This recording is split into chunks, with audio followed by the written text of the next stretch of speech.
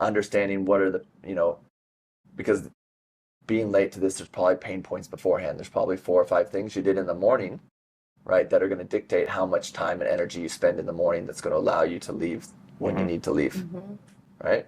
So we need to look at those things, right? Because if we're having too many things to do in the morning before you need to leave, well, that's not really like you're going to be late, right? We're as much as we live on wishes and hopes that the traffic lights are good and somehow we'll magically make it there on time, there's actual physics, I don't know, time things, that vary. So we need to understand what happens in the morning, right? And a lot of times there's things like, oh, well, I was going to wake up at this time, but then I slept through my alarm, or I got on social media, or, I started cleaning the house, or, whatever it is. So understand that there's things beforehand that need to be done in order to be there on time, right? In order to make the shift. So it's never, oh, just do this. Right. If anybody ever says, oh, I just need to do that, and they use the word just, it's a really clear indicator that that doesn't have enough information around it and enough shift to make it work.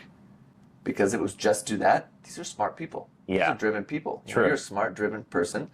And if it was just do something different, you would have just done it. Right. So we really have to understand the process of what's happening. And that allows us, once we have that clarity, then we can start to move forward. So the framework I use that I created is first curiosity, right? Ask the questions to ourselves. Not about why we're late or, oh man, do I like being late? No. What's happened in our morning? What data and information do I need to know to understand the situation?